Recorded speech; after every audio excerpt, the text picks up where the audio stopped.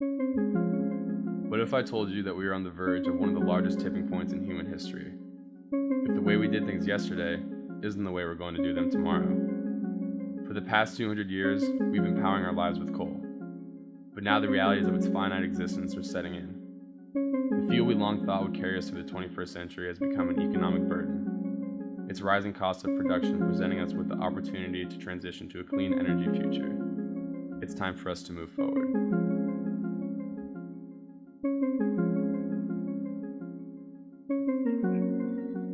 My name is Leslie Glustrom. I began this work and this exploration of U.S. coal supplies because I was very concerned about climate change. I was so concerned about my children and everyone's children and future generations.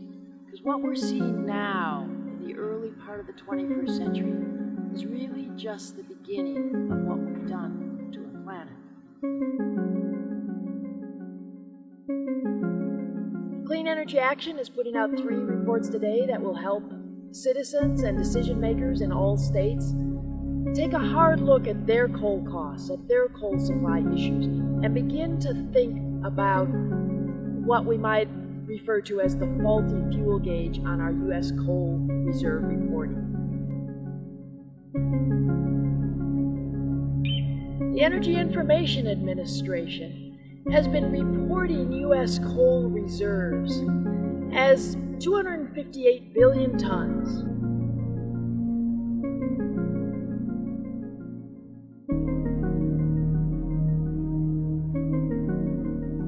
The problem is, the Energy Information Administration has never really looked at those coal deposits to see whether they could be mined at a profit. We are much closer to the end of our economically recoverable coal than is widely understood.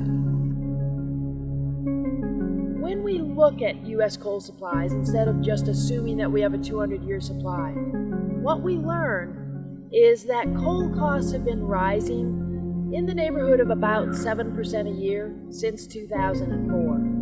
When costs rise 7% a year, they'll double in about a decade.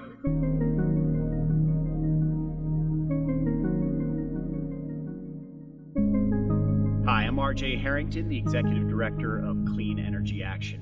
I'm standing beside a 500 kilowatt solar array in Boulder County, constructed by the Clean Energy Collective, an example of our American can-do attitude. This is part of the solution that results not only in environmental benefits, 13,000 tons of carbon saved over its lifetime, also $130,000 worth of savings benefits to its customers in the very first year of its existence.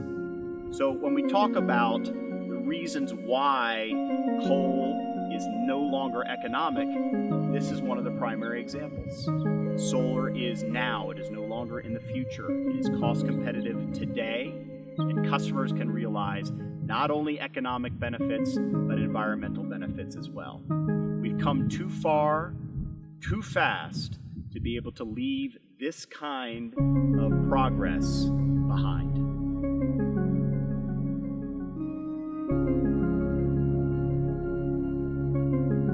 If the coal companies can't make a profit, they won't continue mining coal. But with coal, there's no place to go. All we have is what we have, and if it's buried too deeply to be dug up at a profit, we have to be thinking very strongly about how we get our country repowered for the 21st century. The perpetual energy that is shining down on this facility can be harvested for as long as these solar panels will last, and that can be as long as 50 or more years.